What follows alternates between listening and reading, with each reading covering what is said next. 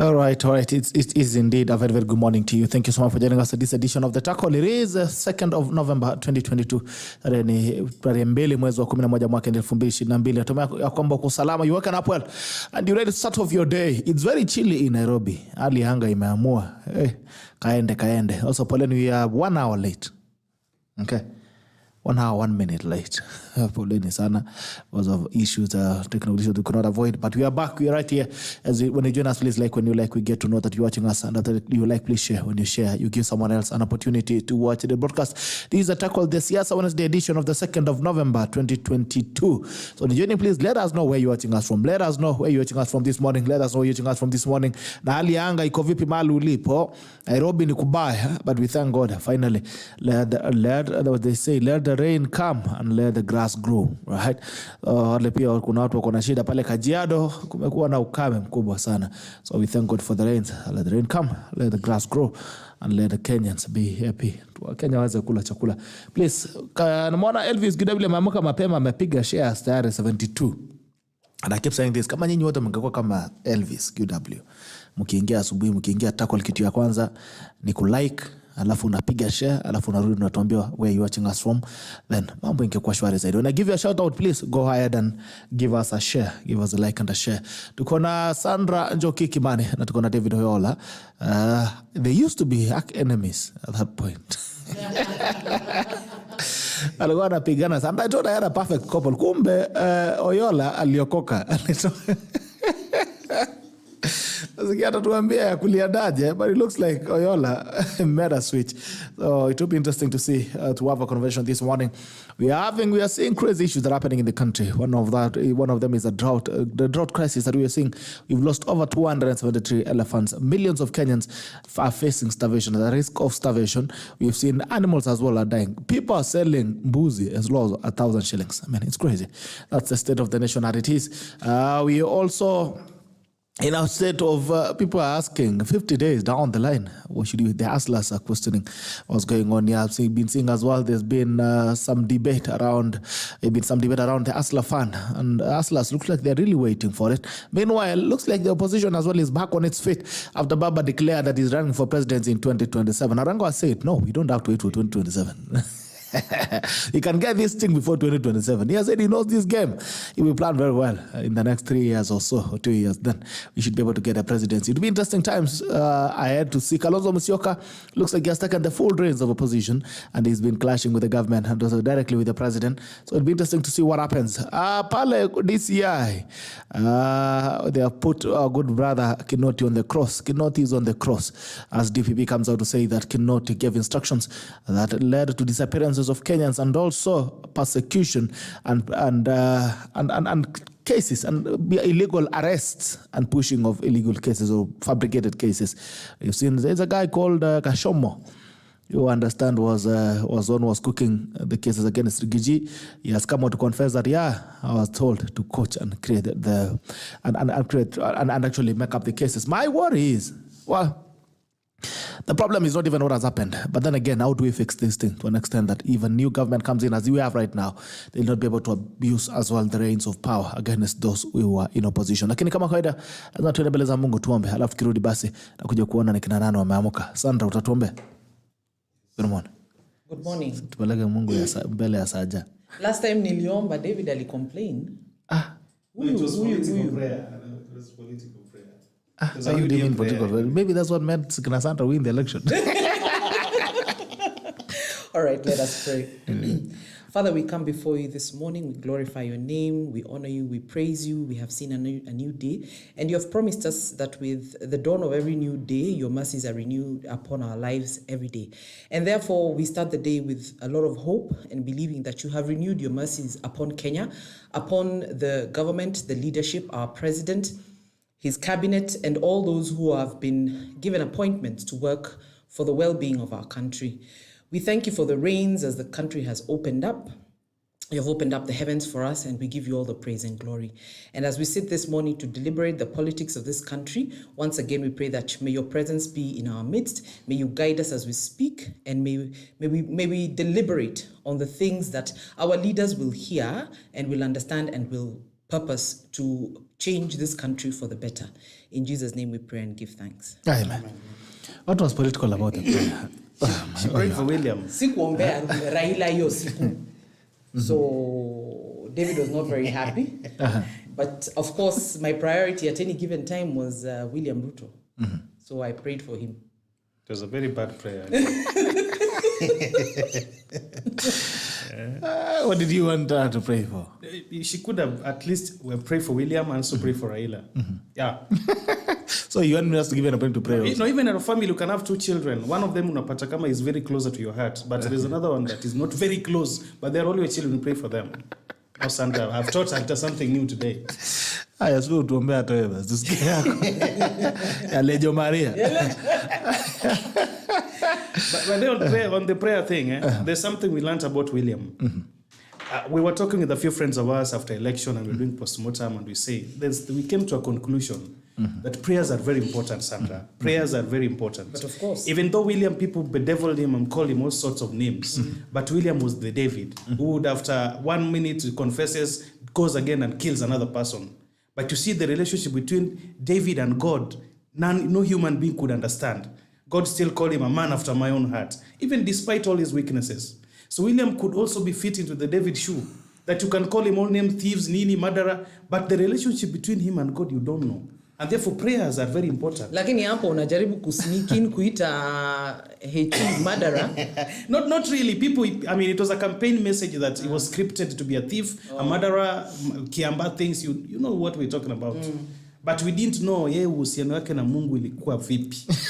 Very important. That's a lesson that I learned. In fact, after this election, I started going to church. Thanks to William. The show is over. That is Oyola getting inspirations from the most unlikely quarters.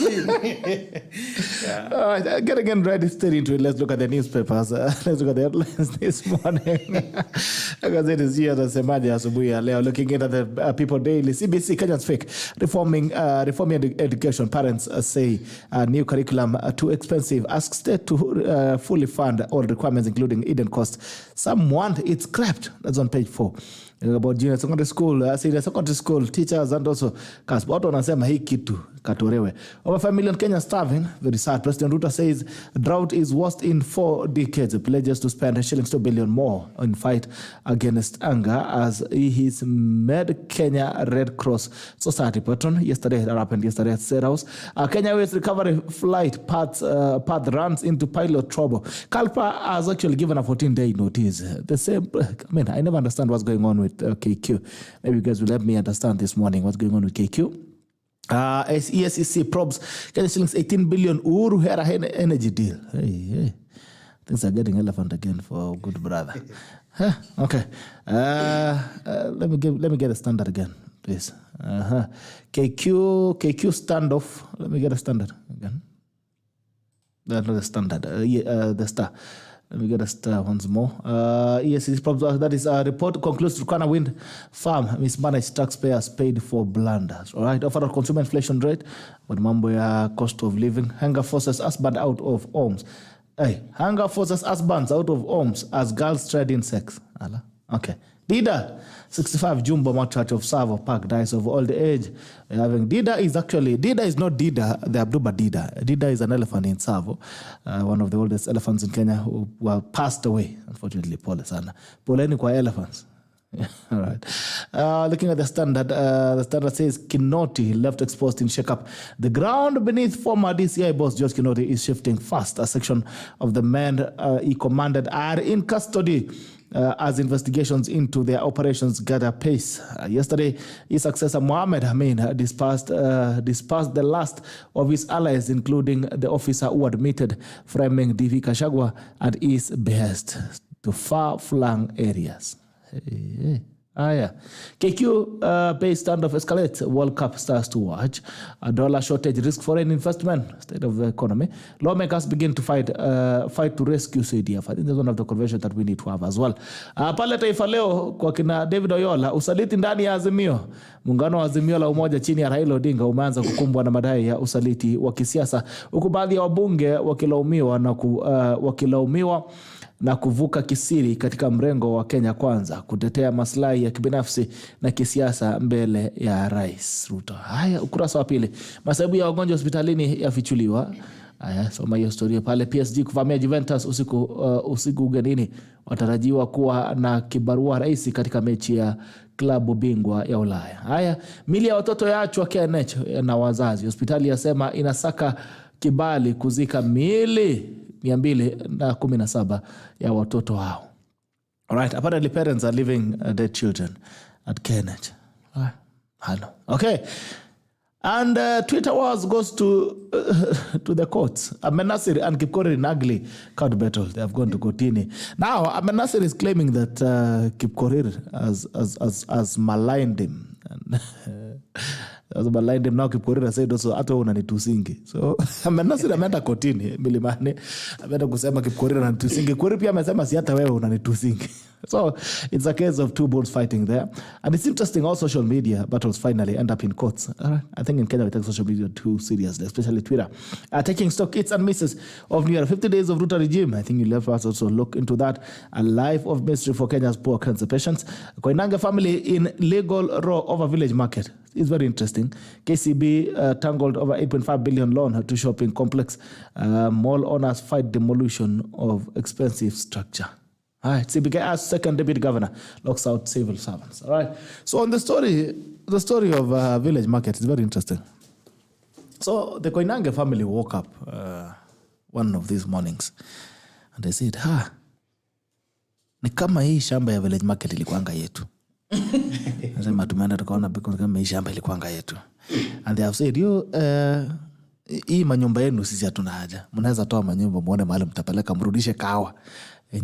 Now, these guys have had this property for over 2 decades, over 20 years, because the village market mall is almost 18 years old, 18 years old. And the Koinange family have come out, they're saying they want 8.5 billion in damages. Okay.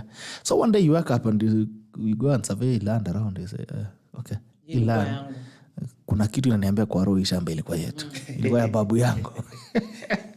But the Koinanges themselves, we can also go further and ask, wao walitoa hiyo shamba wapi?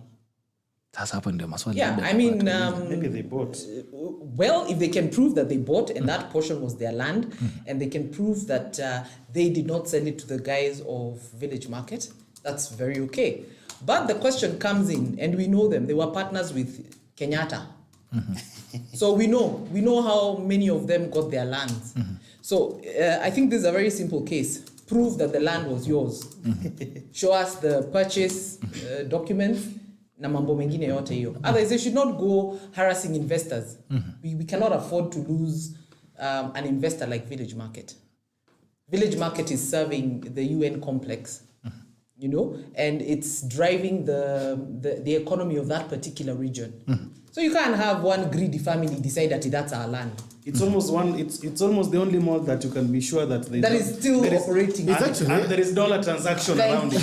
Exactly. These others are just shilling, Kenya shilling, yes. Uganda shilling, Somalis, which currency. And in fact, the Village Market is one of the few. It's the first mall, among the first malls. Okay, the first mall was among the first malls. Yes, then Village Market, around 20 something, thereabouts. And up till today, Village Market is fully booked. You can't go and get an empty space there. So what are the Koinanges saying? So maybe that's why they want it, because why would you want something which is not fully booked? Too bad for them. Ruto is in power. They want to negotiate. Things cannot operate like that. They want to negotiate. But you see, the land issue is actually a very big problem, because there was a time there were some rains in Machakos County. This big housing, these real estate farms, they went and built manyumba mingi. People went and bought, and kumbe they didn't know that mali nyumba zimejengwa is actually a river, a riparian land.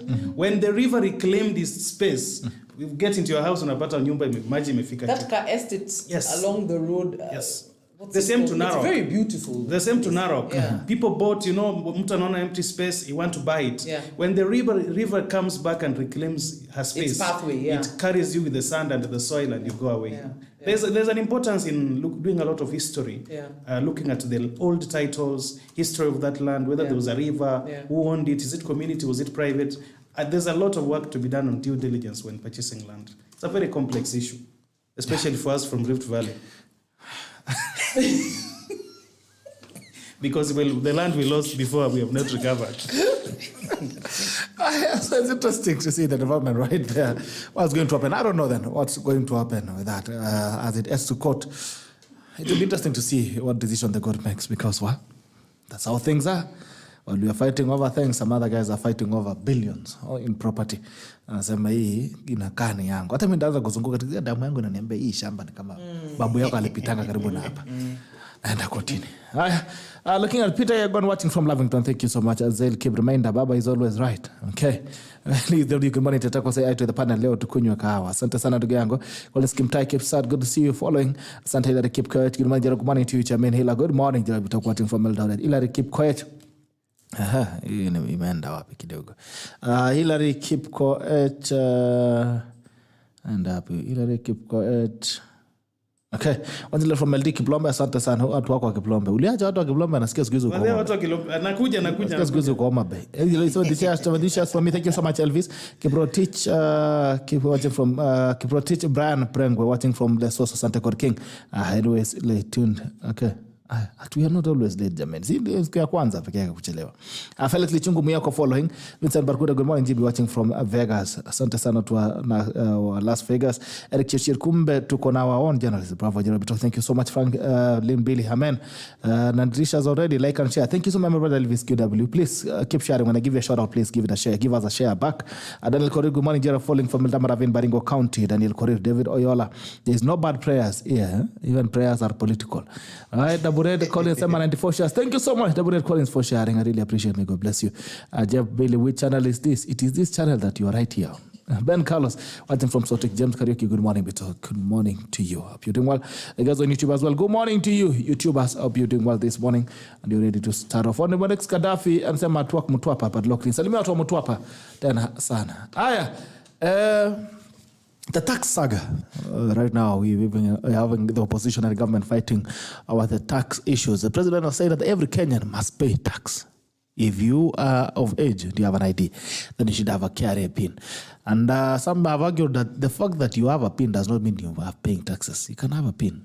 You are registered as a taxpayer. But if you don't have any source of income, then you cannot pay. So I don't know, what is the saga all about? Oyola. Sandra, that was your policy statement. You can explain to us what you guys are doing. Why are you taxing us? Smart. I think, first of all, we are in an era where we should expect the current opposition to constantly distort everything that this government is going to be doing and this government is going to be saying. Yesterday, let me give you an example. One of the journalists tried to ask CS Moses Kuria a trick question about mitumba. And the CS responded and said, I know you want me to say that we are going to ban mitumba, but I am going to tell you, we will ban mitumba at the time when we can offer an alternative to Kenyans, an alternative of what to wear and what to trade in. Okay?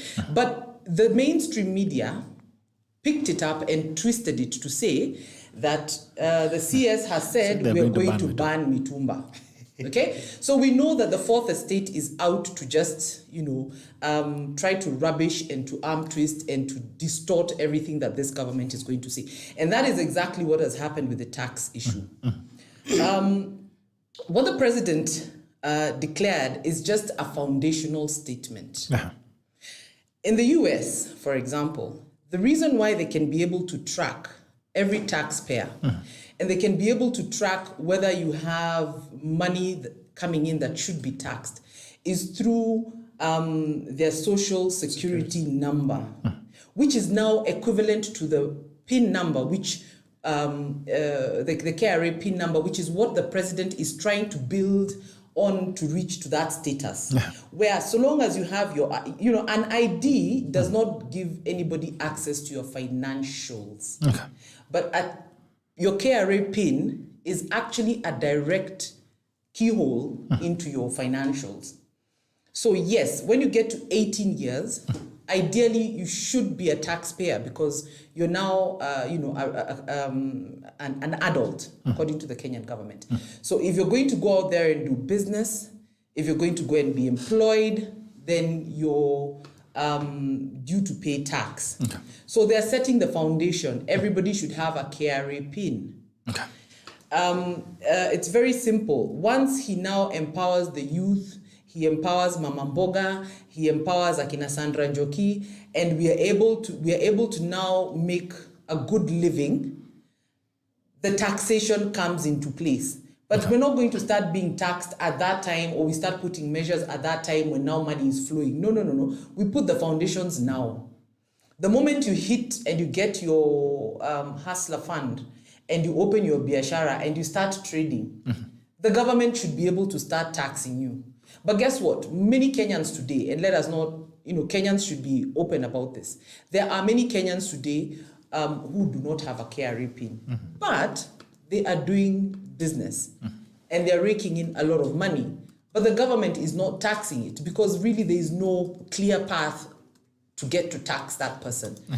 You will find that when it comes to, for example, your company, yes, it has a KRA PIN, but you're understating your revenues such that you're paying less tax than you should. And you can play around with the books. But a personal KRA PIN, how that thing goes, it tags you even to your personal account. Okay? So even if I want to hide my money in the name of my daughters, for as long as they're above 18, guess what? That money I'm hiding in their name in a bank account will be taxed. The KRA will find it through my daughter's PIN and it will be taxed. So it's just a very basic foundational structure or financial infrastructure that the president was announcing. But trust the media, trust the online players, to arm twist that, to manipulate it, to distort it, to mean that now every Kenyan will be taxed so long as you're 18. Ukwe unakula mawe, ukwe uko na pesa. No, that's not the way it's meant to be. I like the way Sandra is talking. She's talking like a prophet, a prophetess. There is William Ruto has gotten government at a very wrong time when people are broke, and an angry man is an angry man. So whatever he says that can appear to be going towards their pocket and stomach, they will always make noise.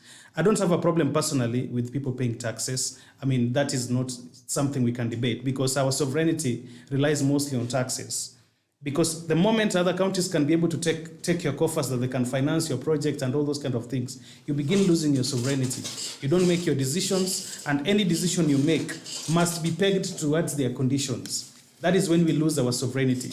Number two, we must also agree that everyone is paying tax in either way, in whichever form. Either through this 13% on bread, or what. People are paying taxes. And even these small Mama Mboga people, they are also taxes, a form of taxes to the local authorities, because uweke mboga yako pale, they tax you 70 shillings, 30 shillings, they pay taxes. The only thing we need to do is that we have to make sure that everybody else get an income that can be taxed. Otherwise, on normal purchases, we do. The only problem, and that a second problem that we also have with our people is that the level of income has gone down. Therefore, disposable income is also not there. Because Nairobi, people are just working for rent. Trust me. If anybody, and that's why we agreed, there are two things we supported Baba for. And even if you're calling media that they also want to do all those manner of things, they have a point. Because Baba said that when they take over government, they will revamp the textile industry. Mm-hmm. And when they have the textile industry, then they ban mitumba. That's actually what he said. It is even written in the booklet. But also the media blew it again out of proportion. I said Baba is going to ban mitumba. Just like Moses Kuria has been misquoted. But again, we still needed to ban that mitumba. And therefore, you agree that Baba was right. There are things that we agree. Even William has agreed. No. Even William has agreed that Baba, in fact, William Ruto, the government, is actually implementing Baba's manifesto. In whichever facet of all these pronouncements, they're just Baba. Let me tell you, manifesto. The elections are not too far back. And I totally remember what happened. The reason why Kenyans were up in arms against Baba was the manner in which he said it. If you remember, he said he called mitumbas takataka. No, not He really. did. He called wheelbarrow takataka. No. Mitumba, he No. said. He said mitumba hizo nguo za watu wa kukufa wa Bas, the dead. bas, that's what he said. Now that Nguo ya maiti. Nguo ya maiti, not takataka. That description is what ticked people off because they're like, Allah, some of us are shining in mitumbas. What is mzee But it is telling true, us? they're putting on dead people's No, clothes. not necessarily. Let me tell you, that is where we get to say that ignorance is not bliss at all. Mitumba, and it's good for people to get to know. Mitumba is not necessarily, in fact, it is mostly very rarely nguo ya maiti. What happens is that in Europe, in the US, in Canada, in Australia, in all those foreign countries, their dress codes go by season. There's a fashion that keeps coming in. And when that fashion is out, nobody wants to wear that fashion again. So you find that, and even when you're watching movies, just watch, you will find that children in a certain family, there's a season when they're going out shopping to revamp their wardrobes. Yeah. Okay? And those clothes that they're no longer using, there are what we call flea markets. They'll go and sell them. Other families will give away those clothes to charity. Other families will, take those clothes to now the second-hand dealers, which is basically those flea markets that I was mentioning about. And that is how mitumba is then sent to Africa, because zile nguo hawatavaa tena. If the fashion was a long, colorful dungarees for women, it's no longer the fashion, and it's out of there. Mitumba is also knockoffs that have failed to sell in a certain market. But I ask myself, kwa nini jeans, we produce jeans here at EPZ, and they go to America. Yes. Most of it, they go to America. Then they come back as second hand. Yeah, because the Mzungu bought it. And why can't we sell it to our people? Because the EPZ it's called EPZ for a purpose. It's called Export Processing Zone. So you can't sell it. Those manufacturers do not pay tax to the Kenyan government.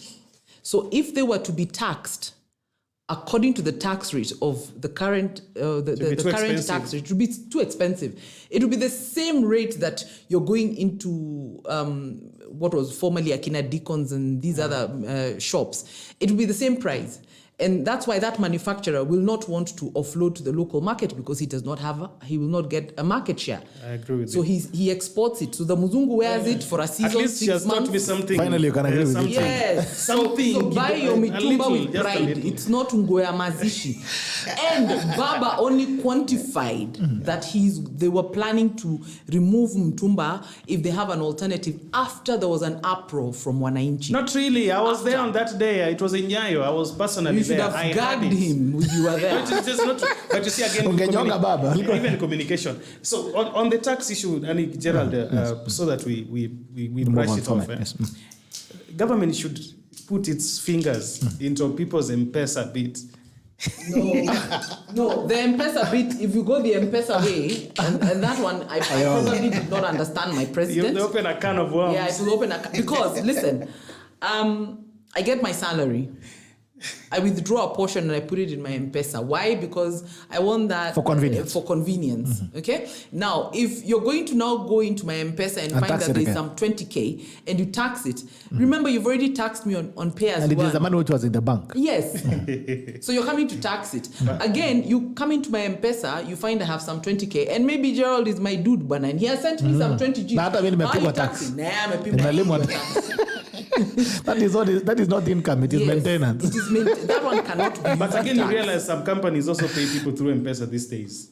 Well, okay, maybe if you make that quite argument. a number of them.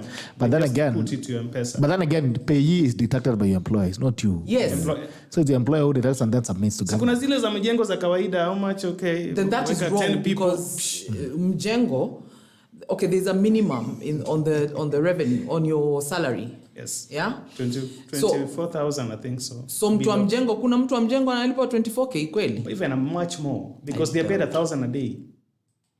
At minimum, any average construction site 1,000 a day. That's 30K per month. Yes. Ni ile tu wanapewanga maybe after 1 week or after 2 weeks. Then the employer so inakaa kidogo when Lakini ikifika 30 days hiyo ni It is 30,000. 30,000. Ai, kumbe watu wanaona pesa, nitaanza kwenda mjengo. That's why William, at least the president ya Kenya Kwanza wamesema they were going to remove the kazi mtaani, they replace it with mjengo, Yes. in the housing project. Yeah. Though it will not work out, these guys will fight back at the right time. Remember, we agreed that the normal voters, the current voters, are not all right. Let me use. They are no longer virgins per se. Yeah, they are people who are married already. They know what family is. They know what giving birth is. So that nobody can lie to them anymore about family or this that. But they are don't you know. saying that They someone? know. Are you saying that someone who was Safisha in Mitaro will not want to go and kwa mjengo where he'll get 1,000 shillings? But now mjengo cannot. You know very well it can't do all that kind of work. It can't. What do you mean? It can't. Let me tell you, the housing, and there's a time we were here, Gerald, and we had this conversation about the affordable housing. And I told you, at that time we had gone to Karen at the time, the Hustler's Mansion. And I remember at the time, Hechi spoke very passionately about the affordable housing project. Because he said it is within that project that they had targeted to get 1 million jobs for the youth, including biasharas for the youth to do, because he had said the original arrangement had been ata mlango itakuwa locally made. There is nothing that they were going to import. We tried it. Corruption took it. At a tile, there was going to be no importation of anything to put up those homes. And the hope had been, first of all, people like Portland Cement would come up. Remember, it was struggling. It has been struggling. Tenders would be given to Vijana to make those doors, the windows, the nini. And then now you've got the guy who is doing the actual kujenga. You've got the guy who is the hardware guy, the hardware shop that's supplying all the hardware stuff. You've got the architects, that entire combination of the professionals that are needed or were needed to put up those homes was where now the jobs would come in. So he was pretty upset when the housing project was sort of made like a secondary issue in the past government. Yet that is where all the jobs and the financial breakthrough that they had promised that group of youth was going to come from there. And that's why you're seeing today it is the first thing But he has gone for. you guys never go to Mijengos. These days, everything is mechanized, I'm telling you. Most of the work are now mechanized. Whatever it is, David. In fact, the people who machine, benefit in Mijengo ni suppliers. This watu mkono kazi zingine. Lakini sasa kuna mtu wa kuzungusha hata hiyo mashine ya kukoroga. hata hiyo machine ya Kufinya kukoroga tu na simiti. nini. Lakini David, you're not being honest. Is there a machine that goes to put brick by brick by brick by brick hiyo ukuta ipande? Are you being honest? Is there a machine? Is there a machine that will make the door? Oyola hata naye anakuaga na kama anakuaga na nchi yake bali. All right, moving on quickly. What is happening to the hustlers' money? The hustlers are asking for their money. Yes. Hustlers fund. We need our And I've been seeing something circulating, of course, on the promises and what is being spoken right now. It's saying during the UDA, it was UDA or ADC. Is it? It's called ADC or D what? Ya Kasarani. The plan launch. No, hii ingine ilikuwa Ya kudeclare William candidates. Declaration, Delegates Council. Delegates Council. Yes, National Delegates Council, NDC. Yes. And President William Ruto spoke about Asda Fund categorically that it was going to be interest-free money. Now you are saying there's no free money. Kuna pesa ya bure ya serikali, you're going to charge you 10%. I mean, what's happening to this money? Why is it that it keeps mutating? And where is the money? No, first of all, I think during campaigns, we must agree that there is the element of excitement. And you make promises without really knowing that what's the actual on the ground. So to begin with, we can remember that for a very long time, DP Gachagua kept telling us that waliingia treasury wakapata ata panya kuna, because the panya had nothing to eat. And that's a lie. Okay? Well, I cannot take your word for it. I'll take the guy who's been to the treasury. You have to defend your handshake regime. So when these guys came into power, they found that we are actually There's nothing. dry. That's a lie. So that automatically needed them to recalibrate a lot of their plans. Where probably they had hoped to give the Hustler Fund maybe at a meager figure of 1%, 2%, 3%, you get to realize that for as long as we don't have money, which means we're probably going to have to borrow this money, and therefore you cannot give out borrowed money for free.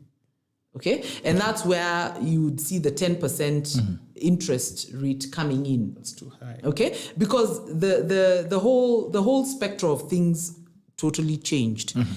If they had found money, probably that would have been a different story. Because Pesa Ndioki, let's give it out and then we'll think about the repayment first. But let's empower our people, let them get out there and rejuvenate the economy.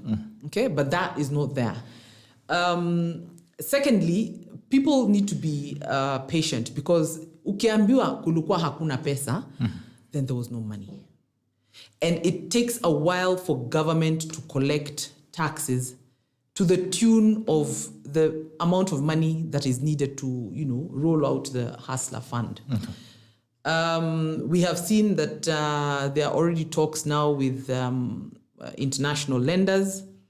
We have no option. We have to borrow. Kama hakuna pesa, we have to borrow. So hustlers have to be patient for the money to be sourced. And then, for this infrastructure of that particular project to be put in place. Because again, you do not want to lend out 50 billion and it die and come back. You have to have a mechanism in which I have lent to Gerald and that money has to come back with the 10% interest to allow me as government to be able to pay where I got the money from and to be able to recover that money and now to give to David because umeanza biashara yako umeshaanza kutengeza pesa, we need to empower the next guy and the next guy. So serikali inaomba pia. So serikali sahi mahali iko from what we are reading from our deputy president, his declarations, even from on occasion we have even heard the president himself say they found an empty treasury. Hey, Gerald, okay, I know the CS was there. The CS was there, tried to defend himself and tried to defend the regime and gave us a nice balance sheet and a long story about how a government does not keep cash in the bank, blah blah blah blah. But the fact of the matter is, he did not refute the fact. Okay, that the amount of money that the country had at the time was way below anything that the government could do.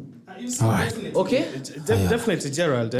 These guys took over power when the financial year was it just starting? See, the June thing and the August, the period is just too short. So does that mean that the money should be more? Yeah. No, not because. But you see, is that you can't use the previous budget. You can't eat into the next budget. Okay. You wait until that one in Iishe Kwanza is when you pick up. But when they tell us that the treasury was empty, there were no rats, there were only cockroaches, where did they get this money that they were globetrotting with? I mean, they go to US, they go to UK, they go to Ethiopia, they go to Uganda, they go to Tanzania. Because a single trip of a presidential trip, we experiment with the deputy president when he went to Mali. Was it Mali? The last time when he spent 100 million on Asla jet. Is it 100 million or something? And that was a single trip for a deputy president. You can imagine when a president goes and Wakina Sudi are there, Wakina Chirichira there, Wakina Sandra are there. It is too expensive. In fact, there's one thing I'm excited about. The Kenya Kwanza guys came into power with a lot of promises. Some of them reached to my level. It was a talk at my level. Me and Kina Sandra and you, it was our level talk. And when we look at the manifesto, we look at our future in it, and it is so promising. You say, okay, when I'm there, I know I will get something out of this thing. And even though we was not supporting William by that time, when you look at Kenya Kwanza manifesto, it is a proper manifesto that reaches our level. We would not want William to change goalposts. We want him to stick to it. Let him implement it, even if it is bad. But he will tell us, I promised you this, and it was on this basis that you elected me. I did it. If I failed, we all failed, because you approved it, actually. You put your signature on August 9th that this is the right thing that I want as a voter. So if I failed, you also failed. But we don't want him to keep adjusting things. Now we're talking like a conman. He's a president. And even the deputy president need to know now that election is over. Now we need to also talk like, you need to realize that he's now a deputy president. And people like Sandra and all those Kenya Kwanza guys, this is the time Wakina Gachagua need to put them aside. You know, they helped them come up with the manifesto. Fine, that was all right. Now let him bring in people like us now. You know, we give him more impetus and more energy. Guys from ODM. Yeah, guys from, because we are known that in our square meter we have a lot of learned people, especially in ODM. Kenya Kwanza also has it, but there's something that excites me about the Kenya Kwanza manifesto. To be specific, if I wanted to help Kenya Kwanza in proposing this thing, I would look at the blueprints of Kenya, Singapore, and the Malaysians on how they came up. Those guys. They decided, if you look at the history of those people, if you read the book the Prime Minister wrote, they said that when they were starting at the same level of Kenyans, they allowed the global investors to come into their country. And the instruction was so clear that as you come to build a road, the bigger percentage must be the companies associated to our people. Then what Okanza is companies that were working alongside the multinationals. Then over time, these guys got a lot of experience from this construction and business from the West, even Vietnam, for example. After they had gotten it, government wakaanza kuchukua pesa, they wakaanza kupump into these companies. Then they began coming up with their own strength. And that is what Kenya Kwanza need to do. Apart from the 50 billion they are promising Mama Mboga. Of course, Mama Mboga will just add another. If kama alikuwa anauza gunia 5 ya mboga, ataongeza gunia ingine 5, ikue gunia 10, selling to the same customers. You know, we need to enlarge the customer base by putting money in people's pockets, not building businesses without people to buy. So that is what Kenya Kwanza could have done. Wahakikishe kwanza wanasema that in our manifesto, there is a part that we forget. And that is why Kenya Kwanza need people like me. Then we tell him that now what you need to do, make sure that the tenders that you're going to be given, weka percentage kubwa ikuwe ni local companies. The moment Sandra can be able to do a tender of worth maybe 10 million, and she can get a loan to finance it, na company yake within 5 or 2 years, inapata kama it can now go and do bigger tenders. That is when we can have economy and money is rotating around our people. But ye kupatia Mama Mboga kuongeza gunia wengine, selling to the same people, na hata ile gunia na uzanga kawaida iishi, it can still not work economically. It was populist. But they are main business people. It was populist, but we still have hope that Kenya Kwanza still have the best interests. I think it's important that, and even last time we were here with you, I told you, ongelea upande yako ya Azimio. Hakuna siku tumeshai kukuinvite as UDA ama as Kenya Kwanza to brief you on what you can, you know, on to go and represent us in outlining our agendas. Let us start with where you talked about traveling. Yes. I keep saying, and I'll repeat it, ignorance is not bliss. In the year 2022, you cannot exhibit ignorance and want to be celebrated. So where did they get the money? When a president is traveling, believe you me, they do not pay the travel agent hapo na hapo. Okay? I started my working career as a very pretty young 22-year-old. You're still pretty. Oh, thank you. As a personal... Gerald called us beautiful couple. So I started as a personal assistant to a managing director of a very big shipping company in Mombasa that was known as Mackenzie Maritime at the time. And I can tell you from experience, when these big guys travel, you do your booking through the travel agent. You issue an LPO, okay? And then it's paid at a later date, 30 days, 60 days, depending on your payment agreement. And it's the same thing with the government. That's why you have something called tender or a procurement process. Each ministry, believe you me, unless you're not conscious, Each ministry will advertise for a travel agent, will advertise for all the services, administrative services that are required in that ministry. So if it is the ministry of, if it's not the ministry, the president's office, he has a travel agent. His personal secretary will book his flight, will book hotel bookings, will book kila kitu. So it's not that saiyo your bill inakuja 30 million. So you think they run to CBK, Central Bank of Kenya, to go and withdraw 30 billion, pay Bitok Travel Agency, pay Hilton Ethiopia. No.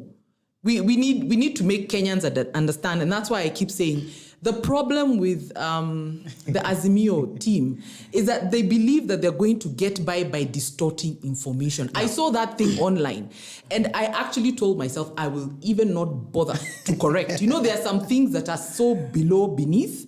It's not necessary to correct. Mm-hmm. But Kenyans need to know government operates on a credit system. Okay, so when the president is traveling, when President Ruto went out on his first trip to Ethiopia, it doesn't mean that there was money. So DP Gachagua was lying that there was 100 million somewhere and they paid. All those things are definitely under an LPO and they will be paid a certain time. But still on the same, on that way, yes. I would want to hold it. I also want to hold your feet on fire a little bit. Government spends. It doesn't only spend on travel. It spends on salaries. It spends on. We have been the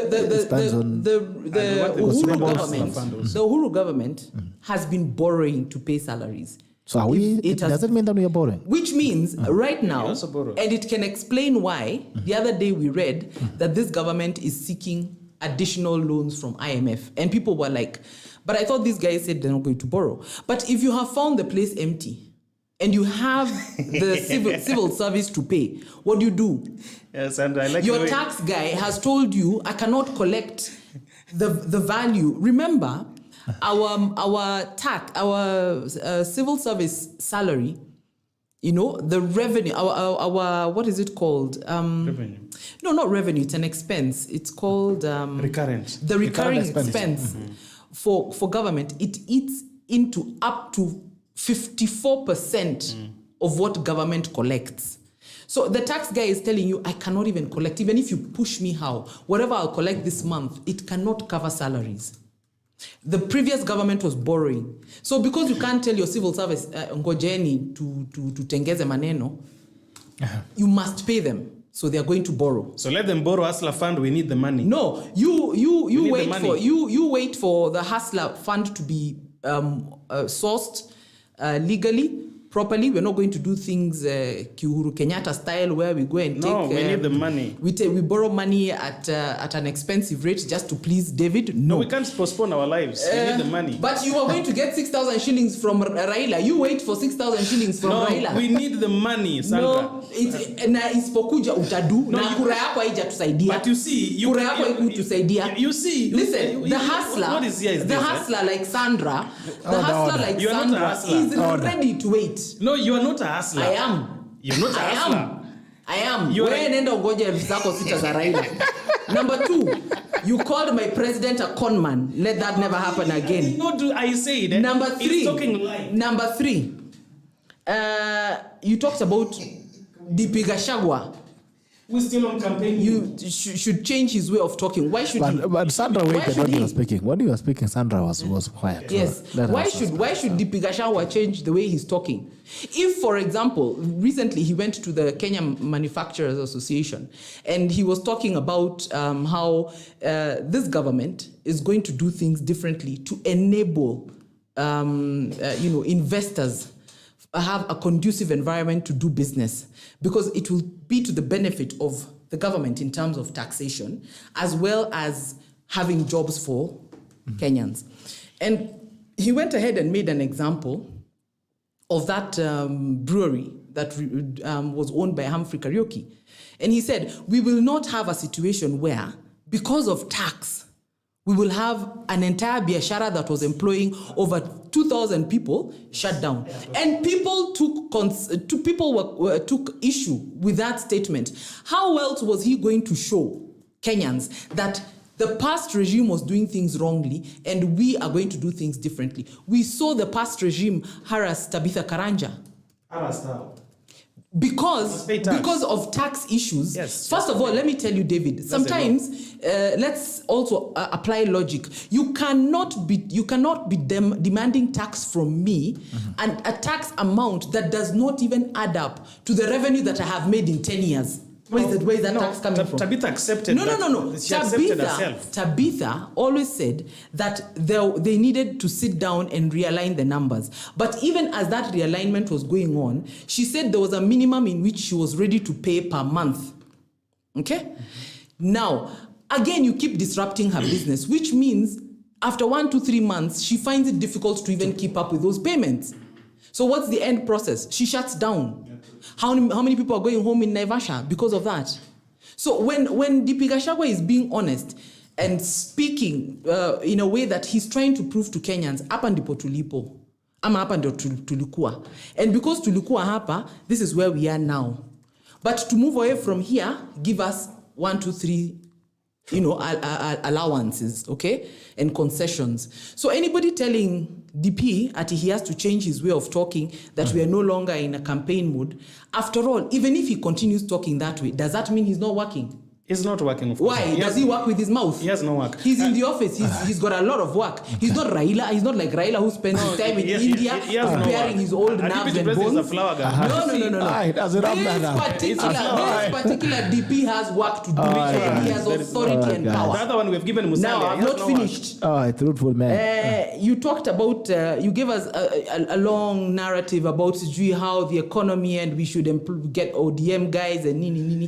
Sorry, you were in the handshake government. We saw nothing from you people. In fact, you destroyed the government further. We gave you a road. We have people like David Ndi, serious economists, who are running for us the Kenya Economic Recovery Council, okay? And they are stationed in the president's office. We will work with those ones. You kienyeji ones who brought down the handshake government. Good. Let's just a brief one. There's a part that I agree with DP, assuming that what Sandra said is what he said, because I never heard, so I will take her word. Bana, starting a company or a factory in this country until it begins to make profit, Gerald Bitok, that thing is extremely too difficult. Yeah, it's not easy. In fact, it's like when you have a factory, you are just working for KRA. You completely, and even look at even Atabeya power. That out of 100 shillings, power yako, when you buy steamer, only 48 shillings give you what you are buying. Yes. Yeah. The remaining 56 shillings, over 50%, you are paying taxes and what? It is just it is difficult for people. Look at what Museveni does, is that when you come from Kenya and you want to set up a factory, there's a part Museveni has, it's called Mukono, the other part of northern Kampala when you're going towards Gulu. It's a big land. When you want to start a factory, it tell you ndio shamba. You don't have to buy shamba. It tells you, the government gives you shamba. Ndio hiyo. But when your factory want to collapse, like the Tabitha Karanjas want to collapse, the government will put in money in it so that it saves the company from collapsing. We have had it has been very difficult for people. No, not really. That was a Jubilee government, not us. That was a Jubilee government. William was the deputy president. We never got any. All ministers, 50% for William. Uhuru never sacked even one. We never had any minister associated to Raila, not even one. So you can't tell us it was our government. All right. Talking about Raila Odinga, and yes, I agree. As a business person, I would say that it's better to support businesses to stay alive than to kill them. Because when you kill them, you lose even the tax that you're asking for. You lose the tax you're asking for, and you lose any future tax that will come. And then you lose Kenyans who are working for those companies who could be paying taxes, and consumer tax. So sometimes I think government policy is actually crazy. It's crazy. All right. Talking about Baba has declared that yes, bado kuna risasi ingine. That discussion. Amesema 2027 ako ndani na dadaka amemwambia wewe usijali mambo. Orengo has come and said you don't even have to wait for 5 years. Amesema baba tunakupanga very soon, before 5 years even elapses you'll be the president. I don't know what goes on in ODM. I don't know what happens. I admire Baba, of course, for his I think it takes a lot to be that patient with ambition. Yes. To be that patient with ambition, even when it seems not feasible. And many have argued that this is the only time that he really had a real chance at the presidency. I don't know. Does he stand a chance in 2027?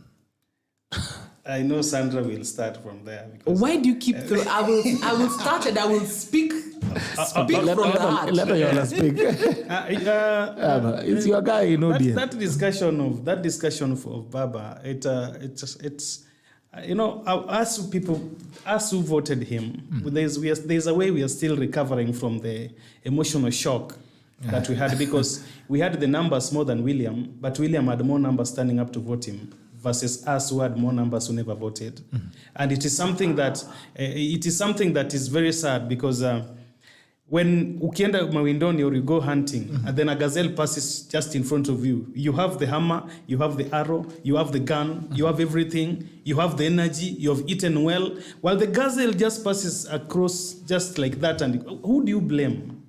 Do you blame the gazelle, or do you blame God who put you there? I mean, who do you blame? You blame the hunter. You blame the hammer. Why do you go hunting with a hammer?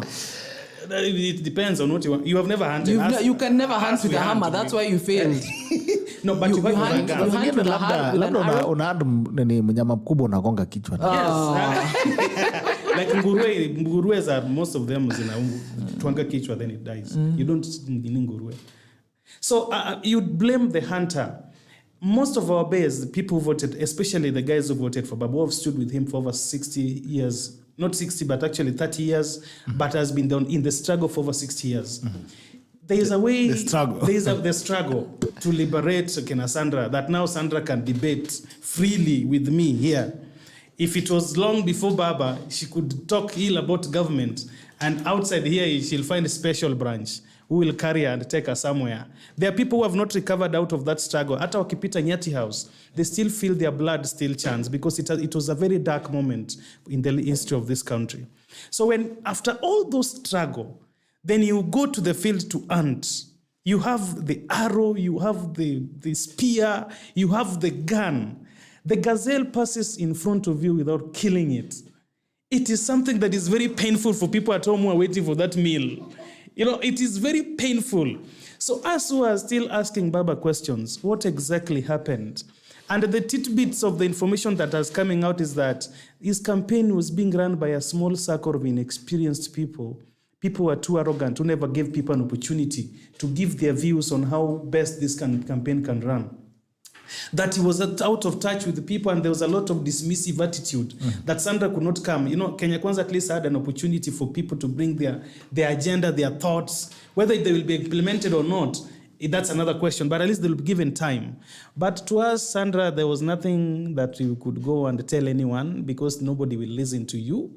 And it was that bad. And when we hear Baba still talk about going to Via again, it sounds well, but to us who voted him, who have not recovered. When you hear people like Gachagua replying Baba, Gachagua is a one-term MP who was just gone into politics one term, then now is now deputy president, has no experience in politics per se, because even 10 years has not elapsed. But Baba has been in politics for over 40 years. Now you look at small people like Gachagua now replying to Baba. For us who know his value, the value of Raila Odinga and what he stands for, we feel like ile wound we got on 9th of August. Mashabik mnaumia. Mashabik sisi ndio tunaumia.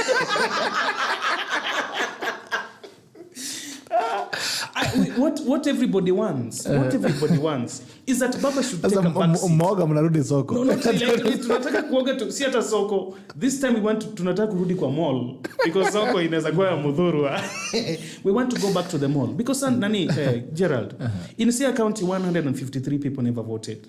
In Kisumu 171, in Mombasa 361, in Kakamega 375 people. 1,000 people never came out to vote. I don't see this luxury of Baba and people following, especially MPs from our region in Nyanza. I don't know where they get this time to talk about William Ruto, because William Ruto is not their enemy. Their enemy is right within them. They need to confront it And you see the reason why people keep on raising this thing, telling Baba, take a back seat, and he doesn't seem to understand people or having the touch and the sense to listen to his people. It means that even in 2027, there will not be any different outcome. There will not be any different outcome. And the reason why some of us, we're even afraid to associate with some of these things. Maybe these days that Manenos shows, I don't go to those shows. I even came late because I was wondering now, where am I going to stand? Because I have a Sandra who is a strong, radicalized UDA supporter. How is she going? Am I going to face Sandra? What exactly am I going to tell her? Because our people don't even want to talk about politics. That's why when you go to Nyanza after election, people don't want to talk about politics. You start a political discussion, they tell you, leave us alone, we are busy with our lives. And that's why even after William was declared, nobody raised any noise. So as we have not yet recovered, we are requesting Baba and especially MPs from our region, especially Nyanza. Tafadhalini, we plead with you. Allow these guys to spend their 100 days. William has requested for another 200, so they are going to be 300 days. Please give them 300 days to do what they want to do. For heaven's sake, sisi washabiki ndio tunaumia. Sasa mimi niongeze nini? Yeah, we're very serious. And we cannot blame William Ruto. William Ruto was sharp. He was organized, he was serious, he spent where his mouth is, and he knew exactly what he wanted out of this election. Mm-hmm. You cannot blame him for winning election, because that is what he went out for. Why do you blame William Ruto? He never stolen any election. By the way, Gerald Bitok, William Ruto beat us pants down. Uh-huh. If I can use that one as a measure. No. There was no election that was stolen. William Ruto alituchapa. Uh-huh. Because of our disorganization, gluttony, we are going to election and we are going to look for money instead of going to look for power. We are not serious. Even God cannot reward us. That thing really. Sisi mashabik. Okay, cool down. Welcome to Kenya Kwanza. At this point, you need to give him therapy. I think he doesn't need any. He doesn't deserve any more bashing. No, I will not bash him. I will just. I think he has opened up a very good conversation, because then what we can say is that it's time for Raila Odinga supporters and people of Luo Nyanza and Western at large to now realize that it's time to look for another kingpin. Somebody else who can hold the torch for that particular region. Tupatie David. Yeah, you just need to, and the biggest thing is that region never acknowledged or accepted that we really have no issue. I think the rest of Kenya, let's talk about Mount Kenya. When Mount Kenya decided, we're not giving Azimio, it was for two reasons. You even compounded the issue further by teaming up with Uhuru. One, Mount Kenya had already said, Uhuru apana.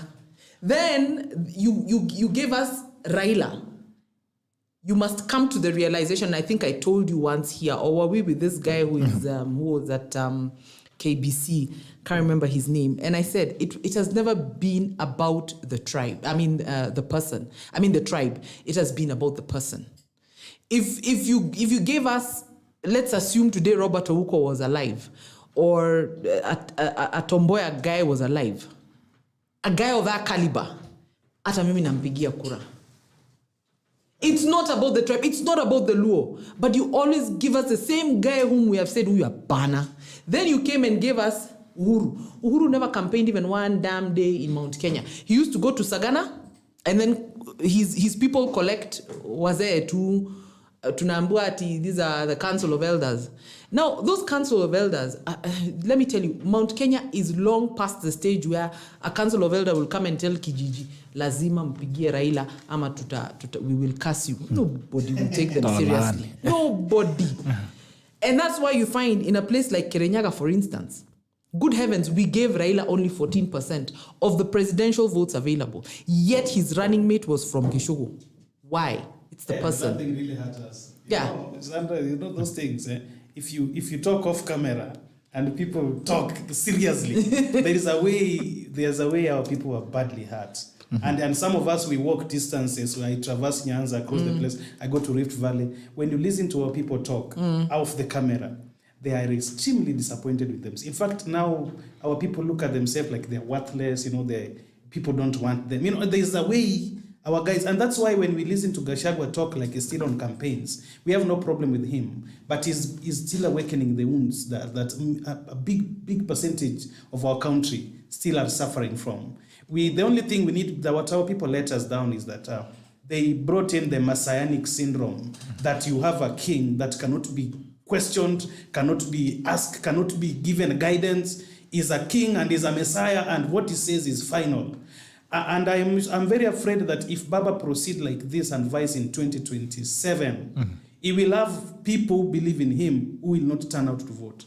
And you see, right now he's already started on the wrong foot, because hiyo maneno tulisikia his sister, is it Ruth? Yes, Ruth. Ruth Odinga. She's called Ruth, right? OYOLA knows her best. It's Ruth Odinga. Ruth Odinga, the sister. Yeah, so Ruth Odinga, and then on the same day, Orengo. And before Baba went to India, he also said the same thing, that we must go and collect the cows that were driven away from our homestead and taken to the other side. We know those are just vitissos. Yeah, because really, I'm sure as much as Orengo calls himself the walking constitution, there is absolutely no leeway for them right now to remove the president, unless of course they go and buy out parliament, which would be a big joke, and they pull an impeachment process. So already he's starting on the wrong foot by trying to create animosity and trying to create to heighten tension by making people believe Baba anaweza kungoa hiki. Hey, kwanza, that animosity is what we don't want, because if these people proceed creating that animosity, our MPs have salaries. They have government vehicles. They have almost 20 employees under their pay, because MPs have almost 20. Senators have around 20. Governors have money. They have everything of the state. When our MPs, especially from Luo Nyanza to be specific, wameanza hii maneno ya antagonistic against this regime of Akina Gachagua, I am telling you, Gerald, the people who are going to suffer are not those MPs. They are not our leaders. The guys who are actually going to suffer are our people working in government, people looking for business in government, people looking for jobs and opportunities, our region in terms of development. Because you can't tell me that you still want me to do you something and help you, while at the same time unanitusi, unanipigana na mimi. Itakuwa level yenye mimi nikienda kutafuta kazi ofisini ya serikali, or even tender. People will, out of that mentality, wasema yinyi munapinga serikali, while you have never held a microphone. The people who do it to push that bad thing are your leaders who are under salary, under security. They're given houses and every other thing, health cover. Us, we don't have it. And that's why we're telling Baba that this regime, they got into the government, when they took over government, when they were very passionate about people who are against them and things that they want to do. If you try to antagonize them, it is your people that will suffer. And I'm telling you, Gerald, if these people continue the way we are seeing headline like this very boring headlines of 2027, we are going to suffer very badly, even worse than during Moi's time. Nearly to this one will be 10 years. This will go only 10 years. Moi's was 24. But anyway, our people still come out stronger. But we want these people to, wawacheni na hawa watu. A governor mwenye anapata a mere 6 billion shilling. What can a 6 billion do in a county? Half of it, almost 70% has gone on current expenditure. Umebaki na bilioni moja ya kufungua mabarabara pale. You don't even have drugs. A governor should be able to partner with the national government. Awache ma MPs wapige siasa Nairobi parliament huko. And even our MPs, we were telling them, when you go to parliament, you sit there, whatever William Ruto brings, just tell them, bring it, we want to approve it so that we can go and do other things. Because even if you disagree, you don't have numbers to challenge that thing. But what does Orengo mean when he says that they can take over government under 5 years? What do you think he means that? Those are just things to mobilize the base. We don't need it.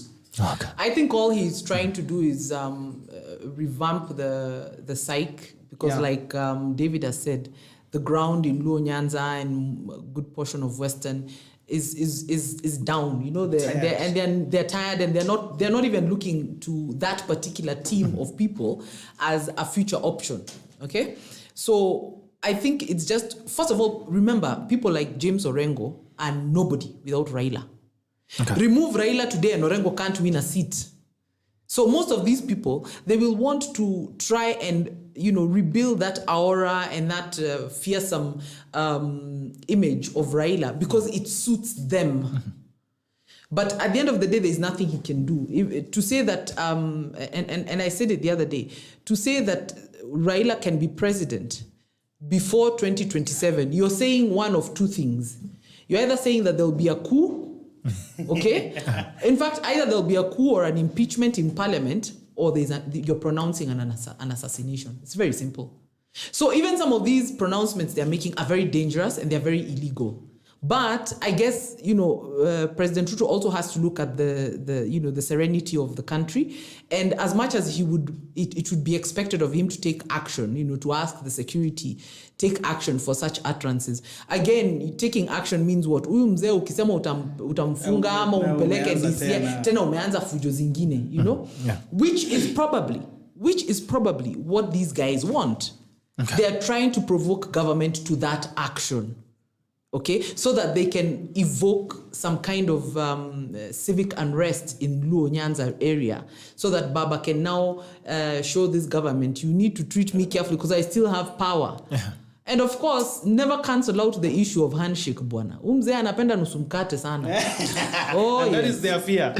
Lakini Oyola amesema hata wataki. Unajua Oyola hayuko hapo. Wakati baba anakulianga na mashabiki. Baba aliingia nusu mkate na Uhuru.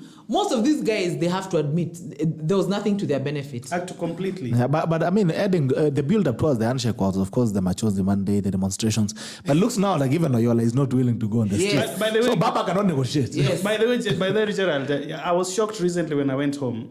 And when we were sitting around our leaders and you hear that there were many road projects that Uhuru, and they through the handshake, they were earmarked to be constructed. But Uhuru took the money to other regions because alisema, you'll be president, you'll do them. You get it? So we have a lot of postponed hope, aspirations. The only thing us we are praying for, we don't support William. So they earmarked and they told him, don't worry, you'll be president. Imagine that is what Uhuru used to tell them. And even ministers, not even appointments, any senior government appointments, did people from our side were given because walisema wacha watu wangu wamalize, wako wataingia. Then all of a sudden we have been supplied with an empty plate. My friend, there is nothing as bad as that. But you see what we hope for is that the government of William, we have no more hope. By the people like Gachagua, our people don't have any hope in. If you ask any other average person, because they look at Gachagua as is a man out on a battle to either do revenge on our people, as we view like that is what he is. But it can be true or not, but that is what he portrays himself against our people. Yeah. But on William, we have a lot of, our people have this likeness of people who are very abrasive, who are very strong, look like warriors like William.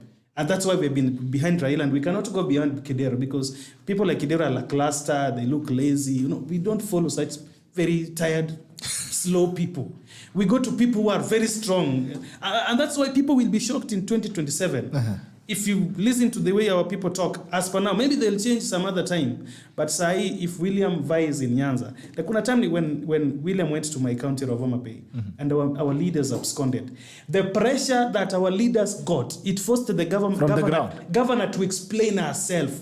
Because what walikuwa wanamwambia, why do you want our people to continue suffering while you have a salary, your children are under medical care and a good education? Why? Why you want William to punish our people? Why? That is the pressure they're given. Governor had to make sure that she explains herself, the circumstance of her absence.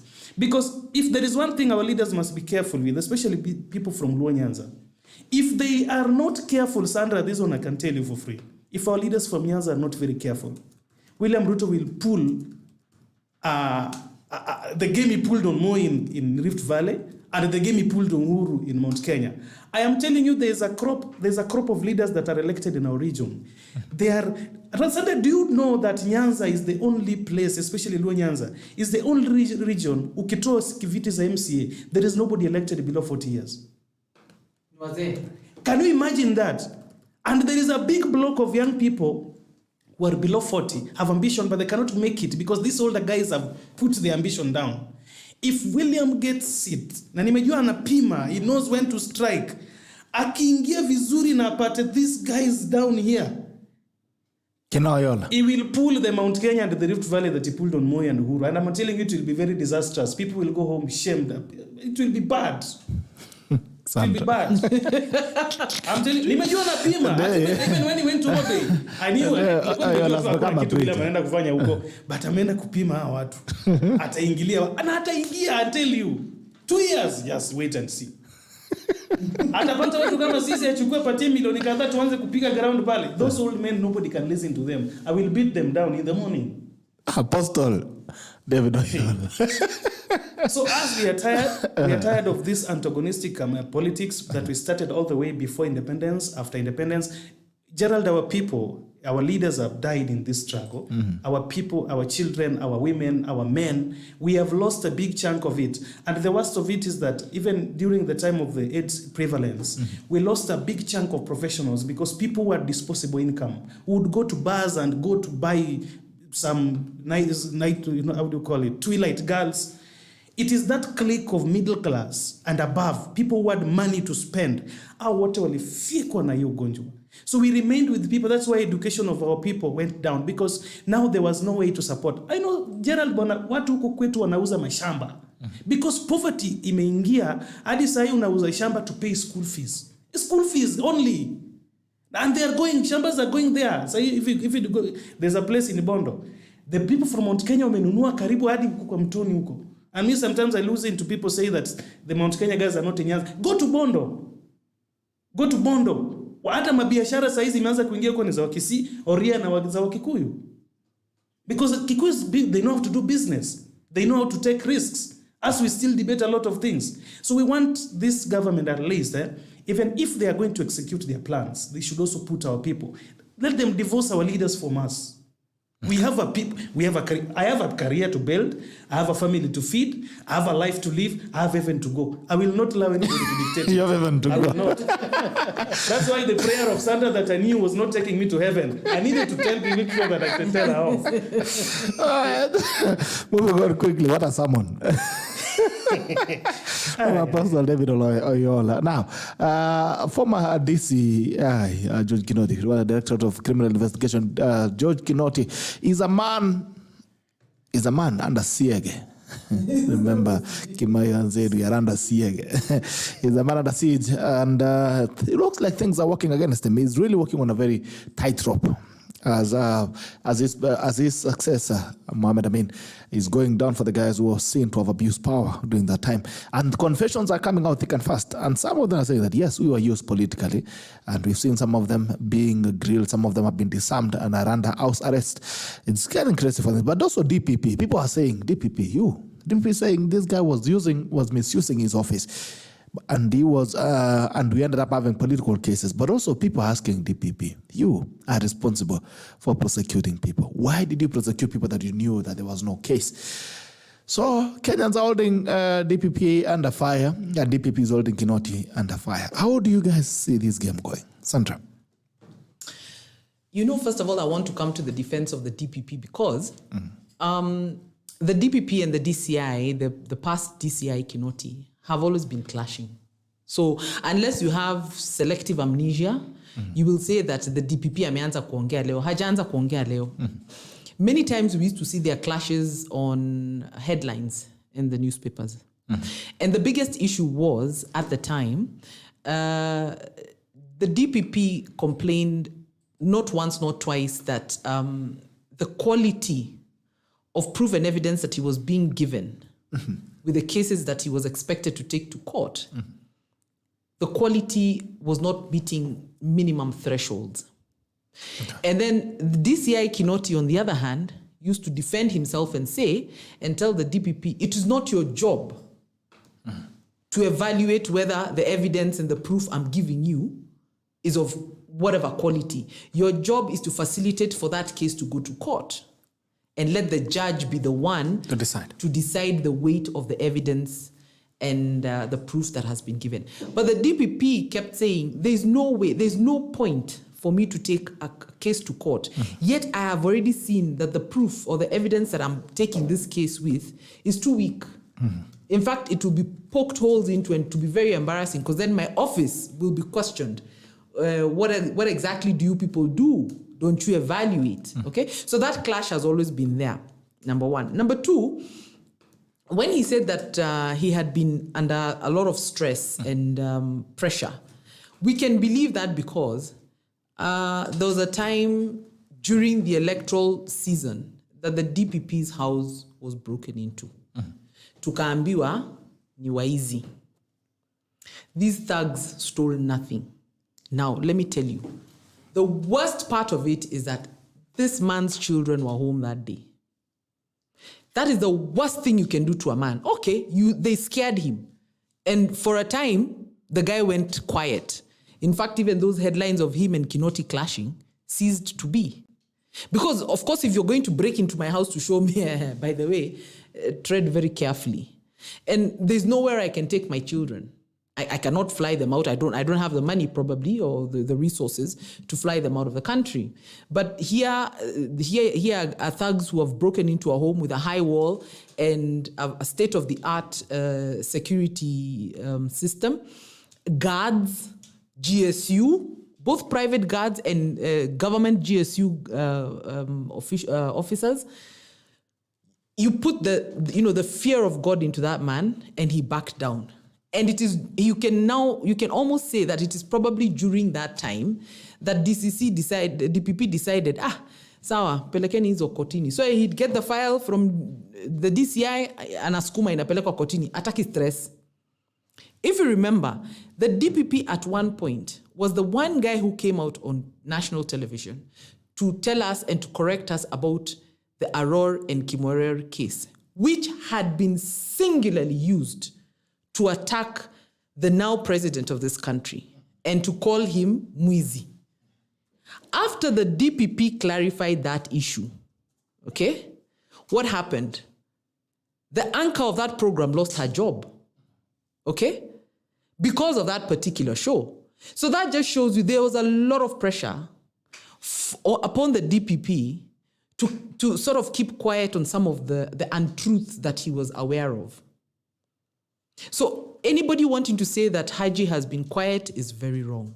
Number two, DCI Kinoti abebe msalaba wake. There were other DCIs before him. There was one handsome hunk called Francis Muhoro. That man barely ever appeared in media. The only time he appeared in media was wakati alikuwa nasukumwa case na Ahmed Nasir Abdullahi. But that particular DCI strived to run his cases chini ya maji. Very incompetent. Yes, Kinoti is the first DCI who has gone all out. All out. Kila kesi, kila nini, anatry kwa magazeti. Okay? From even the most petty ones, he wants to make a comment in the newspaper. Kwani Kiamba happened during his time. Kiamba and Naivasha never happened during his time. So why is it that Francis Muhoro never spoke, DCI Francis Muhoro never spoke about Kiamba and Naivasha during his tenure? But Kinoti decided one day that he's going to tell Kenyans, mpaka ana make sure iko kwa headline. And if you talk to some of these journalists and they give you the truth, they were being paid to put these things as headlines. The fact that he decided to run his office from the Fourth Estate, from the platform of the Fourth Estate, let him carry the cross of what's coming his way. And that is why DPP Haji today is coming out open. He has been relieved. He has been relieved of that pressure. His family was threatened. He could, the signs are there. Mafias operate. They don't come and tell you nitakuua. Pana, ni tu signs tu unarushiwa. Now, if you break into my house and my children are home on that particular day, at that particular moment, you have given me a strong enough message. My friend, whatever you want me to do, I will do. Si unataka hii kesi iende kotini? Enda, peleka kotini. But he could have resigned also. Why will I resign? Why will I lose my job? I will stick around and hope that the same way William Ruto did it. You stick around with the hope that a time will come for you to be able to speak the truth while you still... Those are also careers, David. Why do you want me to drop my career for you? Why? But you see, his career is not DPP. He's a lawyer. He's a lawyer, but that is the pinnacle. After being DPP, the next thing for him is to be what? Attorney General. You see, he's growing his career. But you're telling him, because of Kinoti's ways, he should have stepped down. Now, I'm so sure right now, if he could have resigned, he could have gotten a very good job at it. We have seen people he does not want that job. He wants to be the director of public prosecution. But this guy has been hindering him. And he knew an election is coming. Inshallah, people would change. I would get a new regime that would allow me to do my job. Let me ask you, if he had resigned, David, mambo vituko vya Kinoti tungezijua? Of course, we would not have. We would not. Nobody would have listened to him. It's the same way William Ruto retained a portion of clout because he refused to move out of his DP role. Had he dropped from the position of deputy president, he would have dropped the political clout, which was part of what he needed to win. That is true. DPP should not have resigned. You cannot bully me and make me do the wrong thing and then mimi ndio unaniambia ni resign. No. Me, one thing I can say about this matter is that if DPP was twisted to do all those kind of things, I still do not believe him even now, because I still don't know whether he's still being twisted. The moment you are married to a partner who has been unfaithful at one instance or has been abusive in a way, you don't give him another second chance, because that is how he is. Okay. So maybe I still don't believe DPP. Where I don't know whether he's still being twisted the way he was being twisted. The only thing I know is that the wheels of justice always roll slowly. One day these things will catch up to anybody who might have committed any crime, provided they are still alive. So sometimes I always leave it to the will of justice. And one thing about the government is the government never forgets. Your case can be dropped now, and all this drama is about convenience of a particular short term. But when you are still alive, government will not forget. It will still catch up with you. And that's why I needed people like cases of Aisha Jumwa. She should allow the case to go to its final conclusion. Itoke za siasa hivi vile naona zingine toka hizo drama. It will be very, very, very bad. Then there's one thing that William Ruto's government is doing, almost the same master plan of the former president Uhuru Kenyatta. Because Uhuru, they took the it's like he politicized administration. He politicized administration. Even appointments were politically based. It was political interest. And we are seeing the current appointment in Kenya Kwanza. Almost everything is political. It is not a coincidence that everybody resigns, another person everybody resigns. It is not a very good precedent, because there are many people who have resigned. Who? Almost everyone. Who? Who? AG's term ilikuwa imeisha. But he's replaced. You see, those are appointments. His replacement has been done by the appointment of cabinet. AG has a term. Listen, if he had a term, it would have been. Kinoti they would have waited for has him. a term. No. Kinoti is another case, because Kinoti, Inspector General of Police has a term. He retired of his own free will. No. The IG said he was sick. No, those are stories. You know that very well, Sandra. He chose to resign. So who do we believe? Do we believe Kinoti, or we believe Amutiaba? I don't want to believe anyone. Because I don't know. All these people look like unfaithful spouses. Me, I cannot believe I will never blame anyone. Because Kinoti from the beginning showed us that he's not impartial. He showed us that he was not managing his office based on the principles of justice. Okay, he was managing his office based on instructions from above, and he showed us very clearly, mimi nitafuata vile upande hii inaniambia. So for me, that is already a guy who he was capable of doing anything. And let me tell you something, David. These security guys, hata Kinoti, by the way, as much as we want to celebrate, hawatamfunga. Of course they will not. These people are never imprisoned at that level. Yeah. The most they will do is probably take him through a humiliating court process. Yeah. And at some point, he'll be ataambiwa wewe bwana enda kule umejenga and make sure you stick out. Yes. Right. Now, then another regime comes, recalls him back when he's the consultants, is doing ambassador. Probably, but too many people would be scared of him because the stories that are coming out, one can rehire Muhoro, for instance. You see, he was even given a diplomatic position. But he was very incompetent. But during his time, the DCI was a respectable place. It was a respectable institution. It is you who feels that he was incompetent, but many Kenyans will tell you during that time, they preferred dealing with the DCI then than the DCI that was there during Kinoti. I don't know whether, because if you look at guys who were debating what about was his Muhoro, incompetence? Debating Muhoro, there is no successful case that Muhoro ever executed. Be it corruption, Kwanzaa during his time extradition. What successful case? And you see, Gerald, there is this thing that Kinoti is being. There is something that Kinoti is being anawekewa sijui. There's a police unit that is killing people. And you see, just like you were saying that ignorance is not bliss. People really need to understand from history. Yeah. This unit has always been there. Only Kenyatta's time I cannot recall any, but Moi had a special branch, which was doing even worse. Of all tortures, they were like Japanese in World War. Extreme tortures, and they take Sandra na wanamweka naiva kama bado ako hai. You know, there was a special branch during Moi's time. Kibaki came with the flying squad. Uhuru came with that SSU or SSP or whatever SS that it is. SSU. It is always changing names. And I am telling you, even this one here, this government of Kenya Kwanzaa, it will not fail to have it. It will just have a different name, serving the same purpose. You can never run a government just like that. You remember the interview for Interior, Nani? Kindiki. What did he say about extrajudicial killing? What did he say? Rather 1% dies than 99 live. You can never run a government without that force. You cannot. You cannot. Even in a village, kuna watu wanasemanga malizeni huyu aende. My only argument is this. So, Kinoti anawekewa tu for politics too. There's a very big difference between wale wa mama wako Koinange Street, okay? And these two girls who call themselves socialites.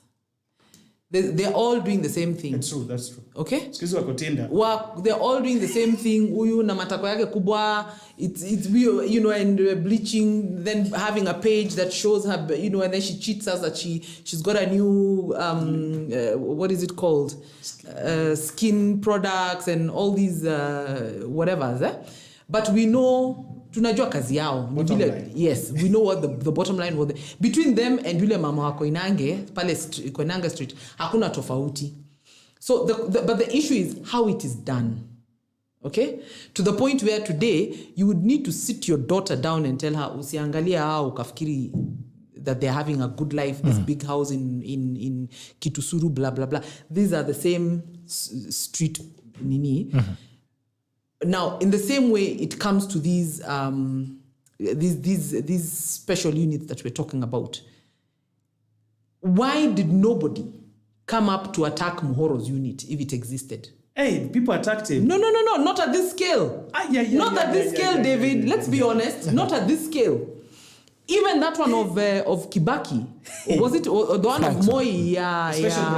Special branch na Nyayo House. Yes. It was just shut down na ikaenda hivyo. But ile upuzi yake ile walikuwa kifanya hatukuisikia. We just knew that Nyayo House existed and people like Matiba went in and came out different. Yeah. Okay? People would not talk. You know, now there's a lot of freedom. No. It is also the manner in which it was done. Kinoti was a bit too aggressive, ruthless, the hubris. So there's a better way to kill people. No. You know, there are some cases, like he said, there are some cases, criminal cases, which would need a certain way to be handled. But the reason why Kinoti's case has come out so openly and so loudly is because Kinoti yake ilienda as far as sasa kama wale wa Indi, honestly, really. We don't know them. We don't know them. Whoever they were, David, those were foreigners. Even if they had come to Kenya Kwanzaa to help with the campaign, they were just businessmen. They were coming to lend their expertise. We don't know. Okay? You may not know them. Their family knows them. All right, let's move on from that. Quickly moving on. So on the same story, yesterday I had a tire burst around towards 9 on Langata Road on my way to Karen, just around that side on Langata Barracks. So I stopped by the roadside, and then a few minutes, maybe around 5 minutes, a police lorry came. So they stopped just right around me. Then they came, they said, nimeambiwa kuna gari imesimama hapa na tumekuja. Kasema hapa watu wanaibiwa sana. Some motorbike guys comes with guns, nene. They threaten to shoot you, they wipe you. Understand, even the other night, they robbed people, even people are running towards the barracks. So we also had a conversation. They said, you see, this thing of hypo is not good. It's making police to be very incapacitated. And they say that there are criminals here who can even kill you as a policeman. Show up on you, and if you shoot that criminal, they'll say you have done extrajudicial killing. So I'm saying, so what do we do? How do we handle this police work? Because they're telling you, how do you arrest a criminal who is armed? So I don't know, there needs to be a balance between these things. I don't know where the balance is, because you can hardly tell sometimes. Because he's saying sometimes unapiga mtu risasi mwenye alikuwa na kisu. Familia yako anakuja kusema Oyola akuange mwizi. Yeye anafanya kazi ya kukata mboga, kisu ilikuwa mboga. Maybe alikuwa anataka kudunga mtu. Ama sometimes how do you tell, they tell you are certain that this person is armed. How do you tell that it's a real gun until they shoot you? So do you wait for them to shoot you? So I don't know. There seems to be, but I think it comes down to police training as well. And instilling of self-restraint and discipline. Sometimes people just kill, but then again, there are people, criminals, who can kill you before you kill them. It's either you kill them or they kill you. So I don't know. Yeah, we draw the balance between that, but abduction of innocent Kenyans cannot be tolerated. You cannot show up today. Even me, I would even tell the Ruto's government that there's no way you can come and abduct Oyola because he disagrees with your government. And then he disappears like that. So there are cases that we must be very hard on it within this and say, okay, this didn't make sense. We have innocent Kenyans who have disappeared and never to be seen again. Families are in agony and all that. So I don't know. We leave it to government. Let's see. The report is coming out. I think Mohamed Amin is sitting on it. We should have the report next week, hopefully. So tuangalie. Waseme kina nani walipotea na walipotea vipi. I know the police will justify their things because if wewe unajua roundabout ya nini ya rounda ya nini Kariobangi, how that place used to be. Yeah. It was a hot spot of crime. Kariobangi North, part of Kariobangi North, Kariobangi South, part of it, ukienda Dandora Kayole, that part was bad. Okay. These days, you can actually pass there at saa 8 usiku and there is nobody who touches you. There's a time I asked myself, nilishikwa maneno za mask. No, it was curfew during COVID. I had learned a lot because I slept in a cell in Kariobangi North Police Station. But they looked at me, they respected. I don't know why people respect me. But they have no idea. Except the SANDRA. You know, I was asking some guy now tukiwa pale kwa cell.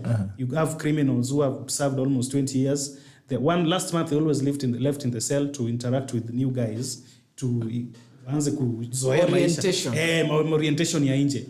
So when we were talking a lot of stories, and even in that cell, those guys still respected me because they would wait for my opinion, a final opinion. Professor and they were saying, hii area around hapa, even women don't want to talk about maneno za polisi, maneno za nini, because the rate ile polisi iliua vijana wadogo, because hao ndio walikuwa wanafanya a lot of crime there. Because ulikuanga unachukua simu, you don't go far. Police, a lot of police with plain clothes, gun hapo, that is what reduced that crime. Today or yesterday, if you watched the news, that was my first time to watch news after almost 2 months. There's a very bad crime going on in Mshomoroni and part of Nyali, Kisauni, that part, that people just come and wanawakata. And they've been cutting people na panga, even guns. They even kill police officers. And that thing has been going on. And you see, if police decide to act, which they can, and they know those people, one thing that we all have to know, that police officer is very rare. He kills you if he does not know what exactly you've been doing. And in many cases, a serious criminal, unapatanga there was a time a police officer warned him. Ukiongea na watu, talk to these guys in the slum, watakwambia that guy, hata polisi walimwambianga hama hapa, toka wende hapa, especially part of Mathare. It's very rare police unless there's a gun, ilikuwa tu stray bullet, but police akuue as a criminal awabahatishangi. Though it is wrong because these people are supposed to go through the judicial process and all those kind of things. But there's a big problem we did with our laws. Number one, we took powers acting on corruption cases from the president. We have a president who is now just a spectator like Sandra and myself, in a big way, because he can't interfere. Almost all agencies dealing with it are independent. You know, talk to all this kind of thing. Then we introduced activism in security. Things like IPOA are they're just activists. And you see, I have a big problem when most of our professionals sat back during the time of constitutional making and they allowed lawyers and activists to take charge of our constitutional making. That's why you find that there's a big gap in this constitution. I know even William Ruto at one time will propose certain changes. I would want him to change it, especially the power to prosecute and deal with people of economic crimes and whatever. A president must be seen to be acting. Si ile Nyura alisema na, what do you want me to do? Because ile nini ni independent. Ile ni independent. I am just the president. They have no constitutional power. We need to put those things. Then a lot of activism, maneno za bail. You know, watu wamejua tu wewe umeiba, like those criminals. There's a case of a KDF officer mwenye alikuwa accused of, sijui alikuwa ameua nani, akawachwa on a bail. Now when he went back on a free, now he's free. He went and killed the people who arrested them. Who arrested them. Are you serious? Yes, it was even in the news.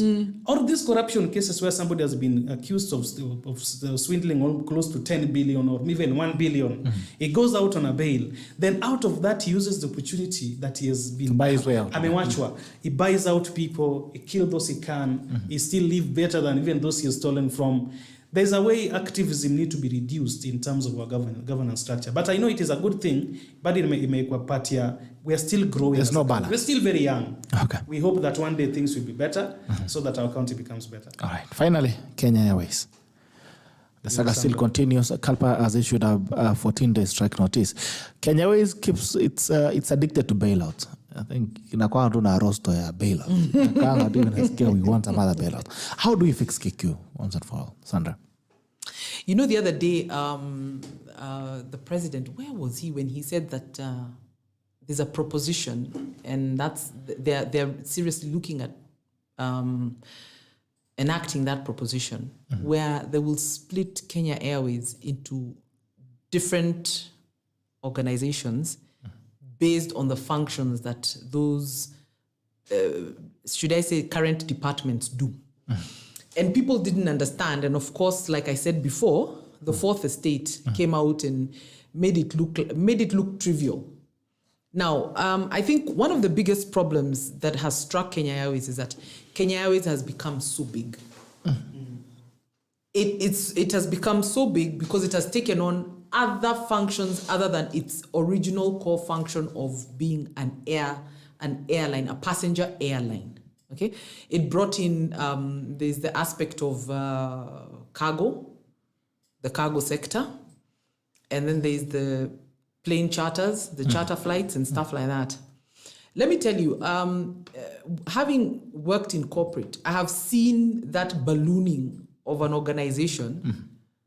Initially, it starts off as a good thing, but eventually it becomes a burden. For instance, let me give you an example, even from an industry that I was recently in. You have a guarding company. After some time, your guarding company grows because now the clients whom you're guarding are asking you, do you have an alarm response service? Or a letter you. Unaona hiyo ni value add. Everybody would want to shop at one place. So I get guards from you and you're also my alarm respondent. What does that mean? I have to invest in vehicles. I have to invest in technicians, a technical department that will do the installation of those alarms. Kidogo, as you're doing your rounds in Runda, Karen, wherever, these guys are going through their posh magazines and they tell you, by the way, can you put an electric gate? Do you guys have something like that? You get into electric gates. Can you do a security installation? You get into a security, it's a CCTV, nini. So from a simple guarding company, you're now doing a full technical installation service as well. And you're not just guarding homes. You have now grown from guarding homes, you're guarding organizations, where an organization will tell you, I need 10 guards a day. and I need 14 guards night. On top of that, I need you to put an installation in our new building. So you're going to install CCTVs, you're going to install the rays, night ray, what are they called? Those rays which ukicross, the alarm goes off. Lasers, yeah, laser beams. You're going to install the razor wires, you're going to install an electric fence, and all that you're going to now respond from your response department. So your guarding company has grown from Askari, alarm response, installations, which are big, okay? But the original infrastructure of that company is still at the level of where you are only doing guarding, okay? Now, you end up employing more accountants, more sales agents, because kuna wale wanauza askari, but kuna wale sasa unataka wa enhance hii area ya technology. But when you sit down and do the mathematics, what happens? You find that your guarding is bringing you, you're making losses. Your guarding is bringing you money, but the technology part inakula hii. Somehow your technology is no longer bringing chums. Why? Maybe because the cost of doing business has gone up, but your original cost of doing business for guarding is just basic. I mean, what do you need for guarding? You recruit people, and I need the uniforms. And okay. So it's the same thing with Kenya Airways. And if you remember, there's a time, was it the previous MD who said, and there was a write-up that was done in the media, the cargo section has been what has been cooling Kenya Airways. And the cargo section started... Also leasing of planes. And leasing of planes. And repairs. I understand they do repairs in South Africa. Yes. So all that is not your core business. Okay? Ndege, okay, if you want to lease planes, then look, let there be a leasing company. Okay? Yours is just to go and lease that plane when just the way you would lease a vehicle. Ikiwa iko faulty unarudisha. Give me another vehicle. I continue with my business. Cargo, it started as, by then it started as a very basic value addition offer where you're the CEO of I don't know, some manufacturing company, Bidco for instance, and you call me up as the CEO of Kenya Airways and tell him, listen, mini kona mzigo and I need it to come very quickly. Is there any way you can carry it for me? It's an ingredient and it must land in for our oil. Otherwise, I'm going to stop a certain production line. So the guy looks and he sees, okay, so this is about 100 kg. Yes, I can manage that in our cargo bays. And you charge for it. Then you realize, I have made a cool 500,000 from just that one cargo. And you make it into your normal business, but you do not expand the infrastructure for that company to cope with the new business that you're introducing. Okay. And that is what has become of the devil in KQ. All right. OYOLA, very quickly. But the KQ, once the government has given the position, as us in opposition, we have nothing much to add. But I like what they did with the Telecom Kenya. At least now it's ours. But it was yours again, then you sold it, now you sold it. Now at least the Kaya Kwanzas brought us back. There's no way a government can run without such an infrastructure, at least. Yeah. Even a bank, we could have remained with one. That checks the others. National Bank is... They sold it to KCB, which is, of course, government majority, but they sold it to KCB. It's under receivership. And many other things. So we need at least something, gava, which is good. So, I mean, I have no problem. Okay. Now I can use it. All right, on KQ, we'll be having Captain Mwenda Mabora on Friday from Kalpa. He'll be coming to tell us exactly what's going on in KQ. Yesterday, they had a press statement, and they read out what they think would be the solutions for KQ. One of them, of course, is to continue to increase export. Saying increase export, not import. Increase export to ensure the line makes money. And gives out the dollar exchange.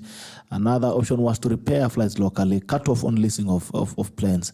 What else was that?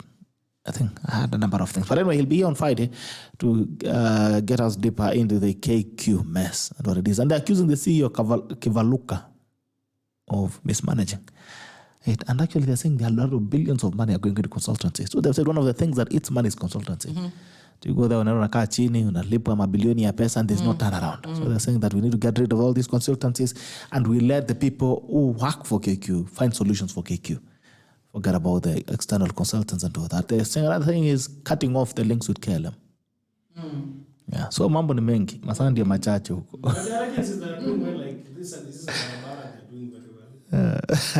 All right, your tackle of the day, Sandra. My what? Your tackle of the day. Basically, you're asking for my conclusion. Yes. I had a blonde moment there. Okay, my tackle of the day is I just want to encourage Kenyans that this is a very young government, but like David himself, being in opposition, acknowledged the Kenya Kwanza manifesto is very strong. It's a very solid proposition to the people of Kenya. What we need to do is to give this government time. For the simple reason, there are promises that were made during the campaign trail without the benefit of knowing what was the financial standing of the country. So things like the Hustler Fund, to people like David, who very well qualified for it, and to other hustlers, it's coming. I believe that there's no way President William Ruto made such a promise without having and put it in writing in the manifesto, without having explored, how do I say? The feasibility. The feasibility of it. So let us be patient. I would also call on this government to be, should I say, creative in how we're going to solve some of the problems that we have, so that they are not a reoccurring issue. And one of those things is drought. While we're trying to feed Kenyans in drought-stricken areas, I would want to challenge our president to also look at long-term solutions. For example, I do not understand why up till today, the country of Kenya does not have a desalination plant in Mombasa. Maji ya bahari haiwezi kuisha. We should have a desalination plant today whereby there is no way we can have people in Kilifi dying of hunger. It's absurd. If we had a desalination plant today in Mombasa, Kwale would have water in plenty, Kilifi would have water in plenty, the coast region up till Taita would be doing proper farming. Even with that water, we would be able to provide water to our wildlife. Because you just need a pipe to create man-made water holes in our various wildlife sanctuaries, okay? But you have an institution called Kenya Wildlife, where the chairman's job is to move around in a helicopter. Hiyo ndio kazi anaona ndio kazi kubwa. That is the biggest thing that organization can put its expenses to. If we are looking at a pipe that's going to move from Turkana to Lamu kupeleka mafuta, why can we not have a pipe moving maji ya bahari imesafishwa hata iende mpaka Mandera, for heaven's sake? It's just 400 kilometers longer than the oil pipe. If we're having a pipe that's going to bring us natural gases from Tanzania, itufikie 600 kilometers hapa, why can't you have a pipe that's pumping fresh water? Why will we continue relying on Mzima Springs? Mzima Springs kwanza imekauka. Inaelekea kukauka. So my challenge to this government is that we need to come out from the traditional way of thinking. I'm hoping these economic councils and whatever that are there, the Minister of Agriculture, the Minister for Water, that they will come up with, more innovative. Because we've been relying on the infrastructure that mkoloni alituachia. Na ndio maana mzungu anatudharau, because we have never progressed from where they left us. And finally, I don't know whether President Ruto listens to your program. I want to remind him, Kirinyaga hakutupatia bendera. Na Kirinyaga, we blocked Martha Karua, and we only gave 14% of available presidential votes to Martha and Raila. Hakuna federa Kirinyaga. Hakutupatia bendera, walituambia that the secretary to the cabinet ni Kirinyaga. She's not Kirinyagan, she's from Nyeri. We are very disappointed. Wahome doesn't come from Kirinyaga. Which Wahome? Run for what? Mama Alice. Murang'a. Yes. No, Alice is Kandara, CS Alice is Kandara Murang'a. So watu wa Kirinyaga tunataka akumbuke hivyo. We are not happy. So we would want him to rectify that issue. Okay. Asante. Haya. Hata OYOLA is not happy. Mine is mine. I will start from your bonding that you started. You said me and Sandra we look like You make a beautiful very couple. good couple. That was a very good prophecy. It will work out one day. Hallelujah. Amen. As a bishop, I endorse. Number As two, a man of the collar. I'm shocked that Sandra comes from Kirinyaga. She's the first Kirinyagan that I've known that talks without from they are the real Kikuyu. Historically that the typical, The typical Kikuyu. very strong personality people from there. But maybe she's diaspora, and you never know. Yeah, she's African. She looks like Nyeri, a mix somewhere there. No. From nowhere near But on the water issue, I remember there was a time they discovered some aquifer in Turkana. That could last us, 300 years. Water. Imagine that aquifer has never been exploited, and that region still has a big water problem. Imagine. And imagine Turkana County is almost after Nairobi, it's the county that receives even much more money than even Kisumu County, which is a city. And I don't know what their governors are doing, but that is up to them. But my tackle is I'll be very specific on two people. The first one is the young people who are undergoing, the economy is very difficult for everyone else. Yeah, it is. Yeah, except Safaricom.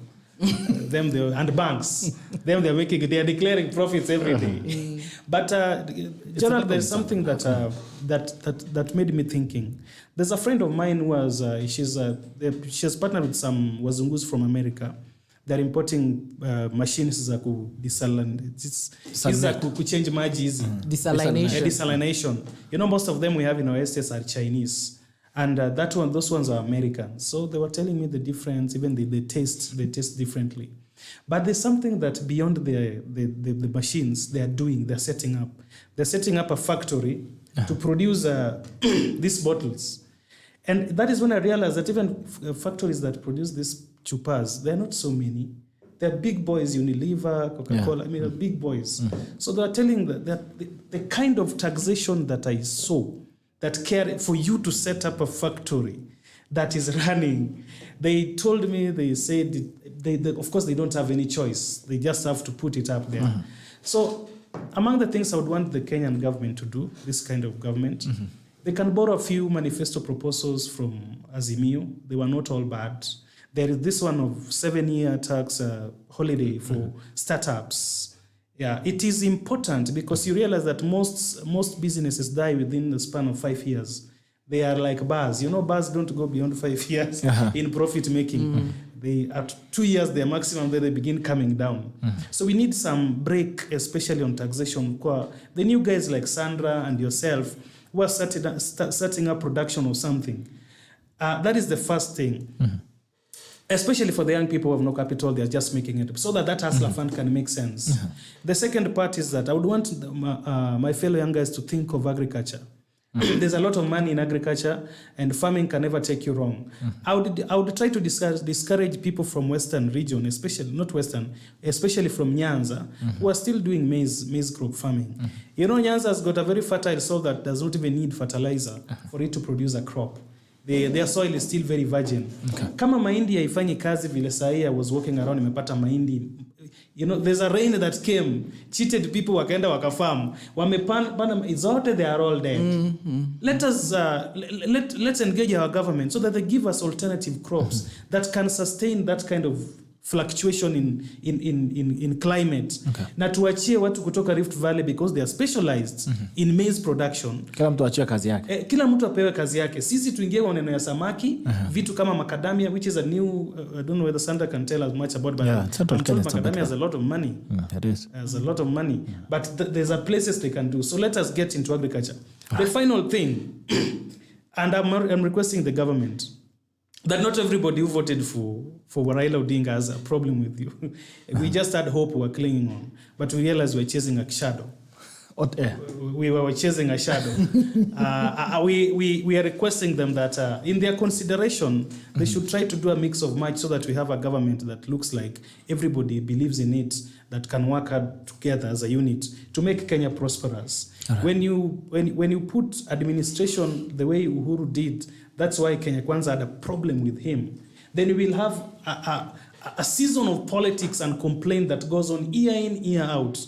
That means people cannot work together, cannot do a lot of rallying behind their president, behind their government in supporting him in taxation. So kila mtu anaangalia ukora za escape task because anajiuliza at the end of the day when you anaenda where is my stake here? Right. We want them to put in a few mix of match people. I'm glad some of my friends are Kiboreka now MPs. There are people who have gone through stages that we are in. Right. They will put in proper proposal. My good friend Chelugu is now a minister who is going to be in charge of Asla Fund. Asla Fund. I've stood with him. I've been with him for a very long time when we were still taking tea at Kengele's in town. And Savannah. As a good friend. And Savannah. And Savannah. I hope atanipigia simu siku moja niambie my friend Kuja. I know I like your brain. Oh, Bitok, everybody love my brain. Even Sandra cannot just accept. I mean, people just like it. I don't know why.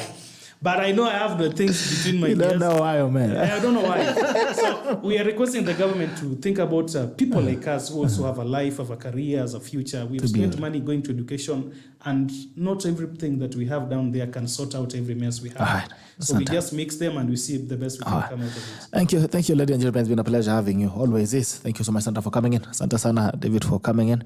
I'll see you again, guys, next time. And at least looks like the couple is beginning to... You're doing good. All right, thank you so much. It's been a pleasure having the tacklers that have joined in again. See you tomorrow on Diaspora Edition. It's run by Kenaju Larama and team. Please, if you are Diaspora, make sure that you can join. Say hi to Arama. The bald-headed guy. Yes, in the US. Hey, the one in the US. Yeah, so make sure that you also join tomorrow. I know he's happy he won. Again. But Arama was in Azimio, I think. No, you can listen. He was very objective. No, you can listen to what he's not saying. You know me, I always listen to what somebody is not saying. Ama unasema Cosmo Joy. Wacha Cosmo Joy wewe. No, not Cosmo Joy. There was Arama. Because Arama has not been very active. The one with the camera that does not tour anything except him. Yes. That one. I don't know how he does it. And that is the easiest way to know someone. All right. Thank you so much. See you again tomorrow on Diaspora Edition. And as we join in on Friday on Sharia Wiki with Dr. Kurokot. And when it ends now, your next customer can see it. So get whatever that is with us. WhatsApp the number on the screen. And Lafu, mambo ya kutengeneza kuchunga pia. We're still giving an opportunity to wear the biggest brand in town. You can get your hoodies by WhatsApping as well. 779 800 010. Until then, take care and bye-bye. We love you.